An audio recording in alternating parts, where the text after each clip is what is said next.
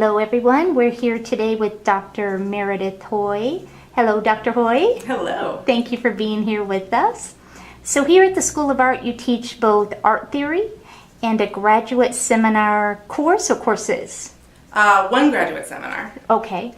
What can you tell us about art theory? And more specifically, how do we determine what art is? That's a good question, and I talk a lot about that in both of my courses, one of which is a course for undergrads on art criticism, and the other one is a course for graduate students on art theory.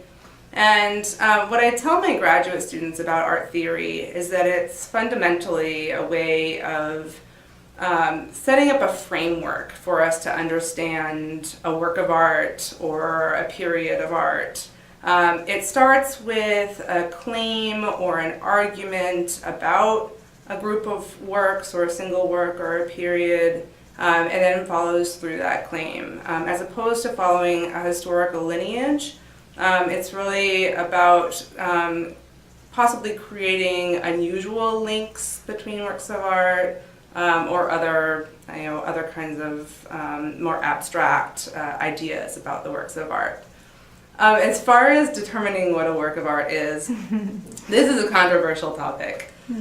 For me, how I always define it to my students is a work of art is something that makes you see the world in a different way.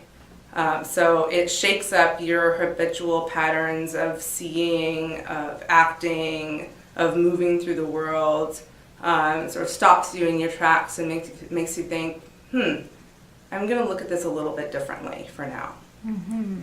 Wow, that's fascinating. That sounds fascinating and fun. It is fun. A little bit of both. It is fun. It's fun for me anyway.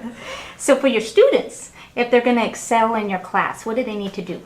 Well, my best students are the ones that are just fully engaged with the work at hand. They're fully engaged with the texts, and they're careful readers. That's really important to me because I actually come from a background in rhetoric rather than art history, which is all about the art of argumentation and the theory of communication.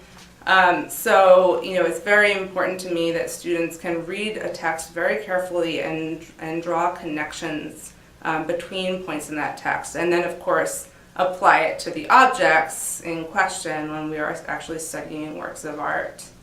So that's the first thing. The other thing, of course, is the writing piece.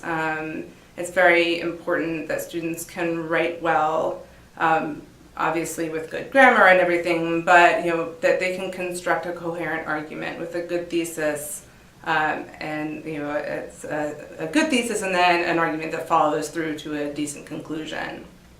So that's the way to succeed. That's it. Okay. So I understand you come from Boston. Last semester, is that correct? Yes. You taught in Boston. Mm-hmm. So here we are in Phoenix, Arizona, a little bit different, I'm guessing. Different. Do you have a preference between Boston or Phoenix? I do. I enjoyed my time in Boston. It's a beautiful city. It's by the water. I would go running every day by the water. It was lovely. But it never felt like home to me.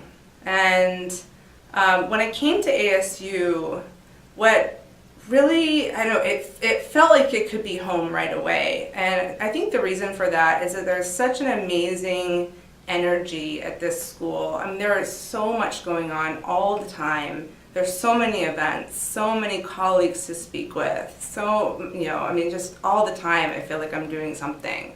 And that keeps me going. It's hard to work in a vacuum. So when you're constantly exchanging ideas, I think it makes one a lot more productive. And I'm guessing the sunshine's not bad? Sunshine is so important. I never want to shovel snow again for the rest of my life unless I'm going skiing. That's it. Well, what do we like to say? That you don't shovel sunshine. Right. Right. Okay, this is my favorite question. Cats or dogs?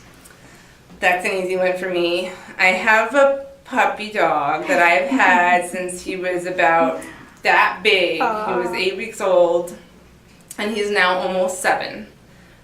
So he's my little baby, and I love him to death. And I've always been a dog person ever since I was a little kid. I would gravitate towards whatever dog was around and just play with it and roll around with it and love it. And so dogs. That's a no-brainer. Yeah, Okay. yeah. I like cats too, but I do, but dogs trump. Dogs trump. Okay.